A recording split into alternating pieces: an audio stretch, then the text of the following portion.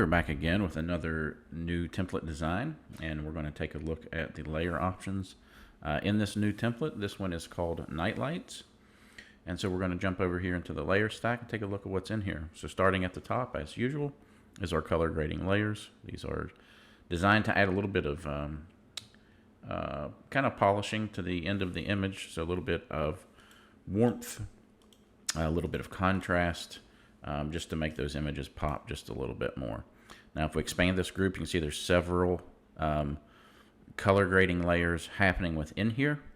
All of these are doing different things, but you can play with turning these different ones on and off. So there's some color grade happening here at the bottom. There's some extra contrast, you know, just a little bit of a boost there. And then this heavier color grade here. And we can see attached to this color grade is another one. And this is kind of a warmth control layer. So actually, this is designed if your subjects are coming in a little bit warm by default, you can use this to crank this opacity up, and it's going to remove some of that warmth. You can really see in the oranges over here. If we take that down, it gets much more orange and vibrant in those warm tones. And if we raise that up, it's going to decontrast just a little bit and remove some of that warmth. All right, so that's just a little thing in there if you want to use that. But as always, feel free to play with all those opacities to create your own finishing looks on those. As we jump down below that, we have our facial highlight boost layers. So one for darker skin tones, one for lighter skin tones. So the idea here, which we'll look at, is you put your subject in, and then you can just brighten up those highlights on the face if they need it by clicking on the mask and painting with white. And these are just solid color groups set to soft light blend mode with some layer effects applied. And the good thing is you can just double click here, and if you want to add a little bit of warmth into the skin tone, you can warm those skin tones up in the face, or you can bring it back to more neutral if you just want to just straight brighten those highlights. All right, and as we jump down, we got a couple layers clipped down here to this foreground smoke. So this is a foreground smoke layer right here, and then this layer here is just knocking some of those highlights down, which is going to allow this smoke color to take a little bit more effectively. So the brighter that smoke is, the harder it is to color it. So this, again, this is just knocking the highlights down so that that color can be added here with this gradient layer. Because this is set up to kind of have like this gradient from one half to the other, this is just a gradient layer. So to change this, simply is double click here and another click on the gradient, and then you can actually pick each color down here. So you just click on the one you want and set your color here. You know, so if you wanted that to be red, we would just slide that up to red, and you can see that changes down here on the gradient. So same on the other side, you would click the blue side, then click color, and then set that to whatever color you want, and you can see it gets updated over here. All right, so we'll customize those in just a minute. But jumping down below that, now we get into these are a couple of foreground light flares. All right, so anytime they have bright lights in the background, I always think it looks a little bit more realistic and looks cooler to have some flare that happens over top of the subject. It's masked out, so it shouldn't really flare over their face too much. But if we expand this, there's a left and a right side. So this is, of course, the one on the left, the one on the right, and just a simple color change on those. So if you wanted to change this blue one over here, it's as simple as just turning this color layer on, and then you can just double click and pick whatever color you want out of here, and it's going to color that flare, that foreground flare. So jumping down below that again, we have a layer set attached to the subject group. So the subject group is always in red, that's where your subject's going to go, and it's just doing some contrasting on the lower part of the subject, so it kind of matches that vibe of that smokiness down here. And our subject group has a mask on it, so it's going to fade their legs out into this so it feels a little bit more natural. But if we expand this, you can see right there is where we want to drop our subject, which we'll do in just a minute. Below that are our text layers. As always, the fonts that I use in this sample are linked on the product page. If you like those same fonts, you can grab those from there. Our kind of larger name I'm using for the last name here has some layer effects applied to it. So there's stroke line, and there's this gradient to kind of give it that glow in the text, even though it's kind of transparent. It gives it kind of that cool, glassy, transparent look. Coming down below that, a couple more layers attached to some smoke again. So here we have a couple of smoke layers we're going to look at. So this is the upper smoke layer, and then there's some background smoke happening in here. And these are just the same as that foreground one, where we have a layer that's knocking those highlights down on the smoke, so that the color can be taken from the gradient. So the exact same gradient as the other one is set up the same way. So also on this lower one here. So taking the highlights down so that that color can get applied to the smoke and look a little bit more natural in there. And then below that, these two layers are turned off by default, but these are the layers we're going to use to add color into that background. So again, we'll set those up in just a second, but these are just hue saturation adjustment layers. I really like to use the hue saturation because it has hue, saturation, and lightness built in. It means there's much more refined color control. You can get to a lot of different colors, and they just look a lot better by using HSL than some of the other methods. But dropping on down, here's some background noise. This is just adding a little bit of blending texture across the background, not much at all. And then our background layer itself. So let's come up here. Let's drop our subject down in here. So we have a subject here. So we're just going to turn her on, and then we're going to drag this down into our subject group. So there we go. And now that she's in the group, we can expand this and just grab our subject and kind of position here. So if we wanted to resize, this would be the time to do that. So larger, smaller, whatever you like the look of. Let's see what we like. If we want to go a little bit bigger, I think right about there looks pretty good for this one. All right, I like that. Let's apply.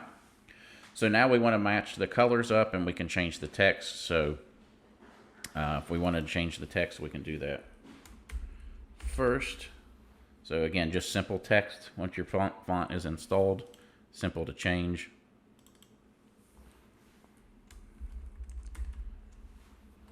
All right, so get the last name applied. There we go. Keep the year the same. And then I just like to start at the bottom and work my way up with colors. So I think I really like this kind of magenta pink with blue. So maybe we'll make that blue a little bit more cyan and go like a magenta cyan for the background. So let's turn this right side on. It's already set to magenta, but we could tweak this a little bit. Now, what you're going to notice with this is, it's showing this slider set to green. All right, so you'd expect this to be green. But what's happening is when this is set to 0, it's just going to be the same color. So basically what we're doing is we're shifting orange to magenta. So the difference would be if we set this to colorize, and then we would set it to magenta, and we could bring that value up. Now the difference is, if you kind of see like on this blue side of the background, how these bottom light blurs are like orange, and then it's the same when this is off. On this orange, you have like some lighter blue ones and things like that. If you just want everything to pick up that same color, that's when you would use this colorize option. But with colorize off, we can actually shift this to magenta, and you can see how some of those other tones are left in some of those other highlights down there. So it just depends kind of how dynamic you want the coloring on these backlights to be. So again, the difference would be turning colorize on and it all goes to that color, or turning it off and you have some kind of color interest happening in the background. So I actually like it off, which means I'm just going to slide that slider until it kind of matches the uniform color right there. And I think that looks pretty good. Now on the blue side, again, same thing. I'm just going to slide this, but I want it to go a little more to the cyan tone. So little, instead of just straight blue, adding a little bit of that greenish type of cyan tint into it. And I think that looks really cool right there. All right, so now what we can do is just work our way up. So the first thing we would have is this background smoke that we want to match that color to. So I'm going to double click on the gradient. I'm going to click on the gradient here, and now I'm going to start on the orange side. And I want that to be, I'm just going to pick a color from her outfit here. So I want that to be one of those magenta pinkish type of tones. There we go. So on the blue side, I'm going to click the color, and this time I'm going to pick, since we moved that more to that cyan, I'm just going to pick more of that cyan tone, and you can see that's going to start to match that background smoke there. Click OK, and OK again. Now we're going to do it one more time. This is for the upper smoke up here. Again, that could be turned off if you wanted it off. I think it looks pretty cool. So we're going to leave that on. Come in here, click on the gradient, start on the orange side, click our color. I'm going to grab a color from her outfit one more time. And you could always make that, you know, more or less saturated, whatever you like, but I like the saturation in it, so we're going to leave it. Blue side, we're going to click that. I'm going to get more into those cyan tones up there as well. Click OK and OK and OK. Working our way on up, we're going to have our foreground light flares. So we're going to turn the blue side on, but once again, I'm going to pull this more to those cyan tones. All right, and then that one's a little bit more purpley. Let's push it. Again, we could pick here. Yeah, get a little bit more of a magenta color into that. There we go. So you can see what this flare is doing. It's kind of like, it's just like this light's flaring on the lens out over your subject and giving that little bit of a washed out feel. It just makes them feel like they're in that environment a little bit more. You can see the same thing happening with the blue over here, so that looks pretty cool. And then one more time on the foreground smoke, which is in front of our subject, I'm just going to add that same color. So into our gradient, start with the orange side, grab a color here, there we go. Blue side, grab a color there, there we go. And that's going to customize those colors for whatever you want to do. So you can make them the same on both sides. I think the split color looks really, really neat. So I'm going to leave that. And then the last thing that I would do is come up here to the facial highlight boost, make sure the mask is selected so that there's a white box around it.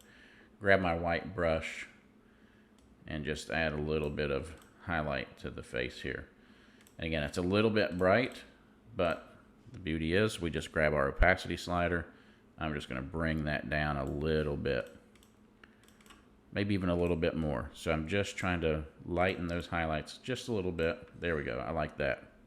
And then let's look at the color grading layers. So this is that warmth layer. If we turn it off, you can see things get a little warmer, more saturated, which I actually really like. So I'm actually going to leave this layer off, but you could turn this on if you wanted to, again, take some of that warmth out. Again, if your subject's coming in very warm, you may want to use this. I usually neutralize my subjects a good bit as I bring them in, so I'm actually going to turn that off. And I love the look of that right there. It looks super cool.